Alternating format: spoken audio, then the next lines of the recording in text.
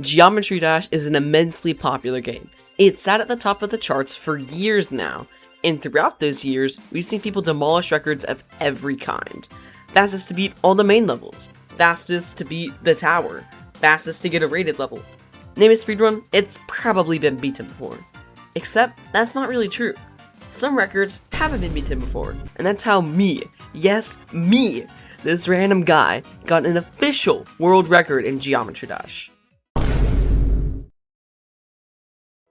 It started out on a random day where TED and I were about to speedrun Minecraft. Neither of us can speedrun, by the way, when he decided to check speedrun.com, the biggest speedrunning website in the world, to see if he could beat any world records for Geometry Dash. And that's when he stumbled upon this category, Geometry Dash Category Extensions, fastest to beat 5 event levels. And since no records have been submitted for this category, we decided to give it a crack. Donkey Kong, one game you suck at. You see, in order to beat this world record, I had to beat 5 event levels of any kind as fast as possible. Obviously, I decided to beat the 5 shortest event levels out there. And those levels are Ruins, Retrospective, Geometry, Back on Dash, and Boogie. What's cool is that there are no rules dictating how I navigate these levels, so I went with the fastest option, which was making a list. This list is ordered from easiest to hardest, so that means Boogie is first and Ruins is last, and it also contains all 5 levels.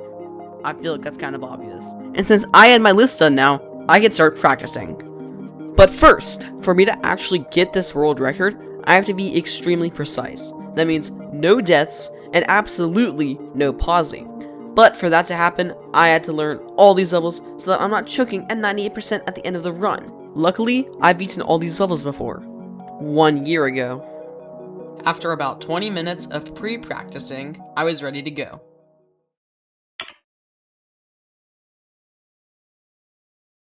I started attempting the run at around 10:30 p.m. 1 hour in, and my best was still 70% on Retrospective. The 4th level. That wouldn't be that bad, but the levels in front of it have a combined star total of 12. That is the equivalent of beating Dash. Yes, Dash. And now you may be thinking, oh Mako Megs, you must be really bad at the game only to have that as your best after an hour. Which to that I say, yes, I am bad at the game. But it was also due to many other factors, such as me having a not so beefy computer that couldn't handle OBS and Geometry Dash running at the same time, and the fact that it took me 5 minutes to reset after each failed attempt. And then, I found out that TED had achieved a run of 6 minutes and 45 seconds.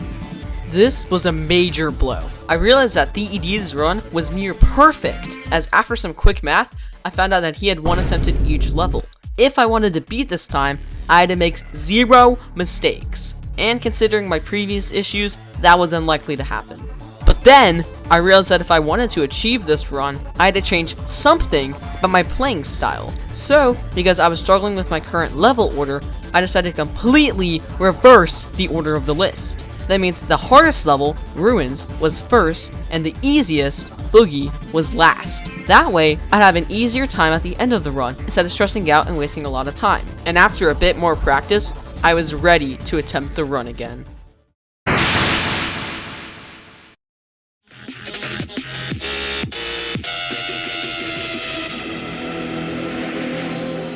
I had made it here about 4 times before. It's not too hard, but Ruins is still a 9-star. It's mainly this level and Retrospective that give me problems, so by beating this, I only had half the challenge left. Speaking of Retrospective,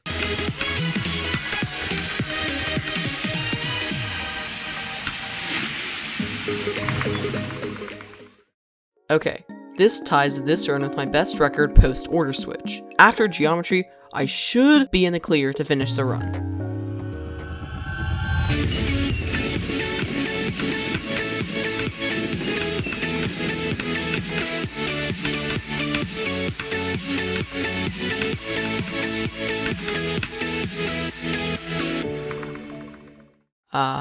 Good old Back on Dash. This is, in my opinion, the only level from this speedrun that I would replay outside of challenges. Because of that, Back on Dash was a breeze.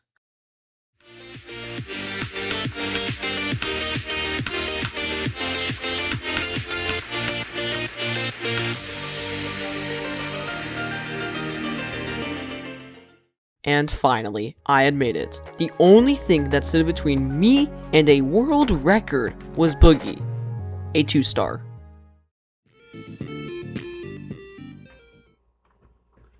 Let's go! Yes!